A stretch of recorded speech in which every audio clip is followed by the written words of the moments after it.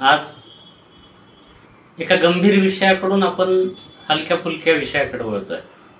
सध्याच्या जमान्यामध्ये हगवणे कुटुंब आणि पुण्यामध्ये जे हुंडाबळीची केस समोर आलेली आहे हा खूप मोठा गंभीर विषय आहे, याबद्दल शंकाच नाही।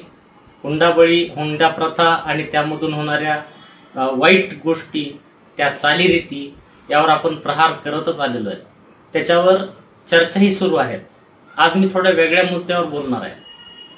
या हगवणे कुटुंबियांनी सासरच्या मंडळींकडून फॉर्च्युनर गाडी मागवली आणि त्या फॉर्च्युनरसाठी आग्रह धरला आणि त्यातून बरंच काय घडलं आपल्याला माहिती आहे। या सगळ्या प्रकरणामध्ये फॉर्च्युनर गाडी हा एक केंद्रस्थानी आलेला विषय आहे। घटनेचं गांभीर्य कायम ठेवून मी हा विषय मांडतोय की फॉर्च्युनर गाडीबद्दल आज आपण का चर्चा करणार आहोत, तर हगवणे कुटुंबांनी फॉर्च्युनर गाडी मागवली आणि फॉर्च्युनर गाडीबद्दल खूप मीम्स यायला सुरुवात झाली।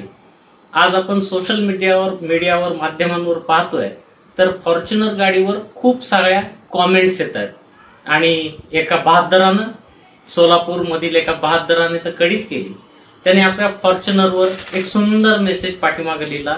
कालपासून तो व्हायरल होतोय। त्यांनी एका फॉर्च्युनरचं दुःख त्याच्या गाडीच्या माध्यमातून व्यक्त केलेलं आहे। त्यानं स्पष्ट लिहिलेलं आहे की आम्हाला हगवणे कुटुंबामुळे फॉर्च्युनर बदनाम झाली, माझा मालक कोणी अतुल त्यांनी ती विकत घेतलेली आहे। अनेक जण फॉर्च्युनरचे मालक सांगतायत की आम्हाला फॉर्च्युनर बाहेर घेऊन जायची लाज वाटते, कारण लोक विचारतायत की फॉर्च्युनर तुम्ही खरेदी केली की सासरची आहे। मित्रांनो, एखादा ट्रेंड आपल्याकडे आला की त्या संदर्भातल्या घटना पुन्हा घडायला लागतात। हगवणे कुटुंबांचं हुंडाबळीचं प्रकरण समोर आल्यानंतर महाराष्ट्रामध्ये 7 ते 8 तशाच प्रकारच्या घटना समोर आलेल्या आहेत। कारवाई होईल हा एक मोठा सामाजिक विषय आहे, तो वर्षानुवर्ष सुरू आहे, तो एक दिवसातून संपणार नाहीये। त्या विषयाला मूठमाती मिळावी ही आपली सर्वसामान्यांची अपेक्षा आहे। हुंडा घेणाऱ्याची सुद्धा आज हीच अपेक्षा आहे की हुंडा आणि हुंड्यामुळे होणारे सगळे प्रकार बंद झाले पाहिजेत। नुसतं वाटून उपयोग नाही, त्यासाठी मोठी चळवळ आणि घरामध्ये त्याच्यापासून उठाव झाला तरच या सगळ्या गोष्टी शक्य आहेत। पण मला चिंता त्या फॉर्च्युनरची आहे, जी आज बदनाम झालेली आहे। आज लोक फॉर्च्युनर वरून असं बोलतायत की आम्हाला फॉर्च्युनर आमच्याकडे आहे ह्याची लाज वाटते।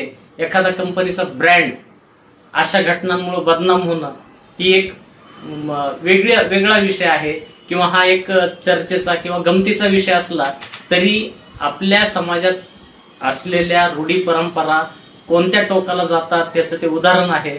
आजचा विषय हलका फुलका असल्यामुळं मुन्नी बदनाम होई तसं फॉर्च्युनर बदनाम होई, हगवणे तेरे असं जे सगळं म्हणलं चाललंय त्यासाठी बदनाम झालेले आहे।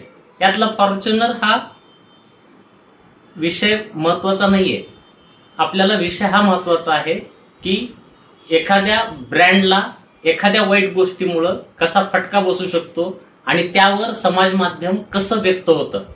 अजून एक घटना मला याच निमित्ताने आठवते, समोर आलेली आहे। याच निमित्ताने आणखी एक घटना समोर आलेली आहे। ती घटना अशी आहे की धाराशिव जिल्ह्यातल्या एका हॉटेल व्यावसायिकानं 6 महिन्याच्या व्यवसायातून आपल्या पत्नीला फॉर्च्युनर गाडी भेट दिली। पुन्हा इथं फॉर्च्युनर आली। फॉर्च्युनर हा चर्चेचा विषय नाहीये, खरं म्हणजे त्याचं कौतुक होण्यासारखी ही गोष्ट आहे। पण समाज माध्यमावर प्रश्न उपस्थित केला जातोय की एक हॉटेल व्यावसायिक 6 महिन्यामध्ये फॉर्च्युनर गाडी विकत घेऊ शकतो का, आणि ते पण धाराशिव जिल्ह्यात तुळजापूर सारख्या ठिकाणी, ज्या भागामध्ये देवीचं मोठं पीठ आहे, लोक भाविक भक्त तिथं जातात आणि तिथं मटण विक्री सारख्या खानावळीच्या मालकाला फॉर्च्युनर घेता यावी एवढा त्याचा व्यवसाय आहे का? अनेकांना प्रश्न पडलेला आहे की त्यांना ही सगळी फॉर्च्युनर गाडी खानावळीतून मिळालेल्या पैशातून घेतली आहे की तो आणखी काही विकतो।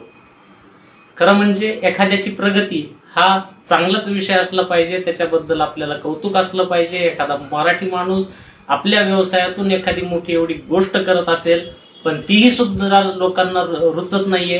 या दोन घटनांचा थेट काही संबंध नाहीये। या दोन मधला फक्त कॉमन फॅक्टर एक आहे, तो म्हणजे फॉर्च्युनर एकतर जावयानं सासऱ्याकडून घेतलेली फॉर्च्युनर हे बदनाम आहे, आणि एखाद्या कष्टकरी हॉटेल व्यावसायिकानं पत्नीसाठी घेतलेली फॉर्च्युनर ही पण बदनाम आहे.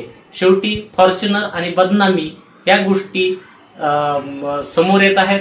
त्यावर अनेक लोक व्यक्त होत आहेत. व्यक्त होत असताना अनेक प्रश्न निर्माण करत आहेत. सगळ्याच विषय वेगवेगळे असले तरी त्यातली कॉमन भाग फक्त फॉर्च्युनरच आहे. आणि आज असं मला वाटतं की फॉर्च्युनर बदनाम होईल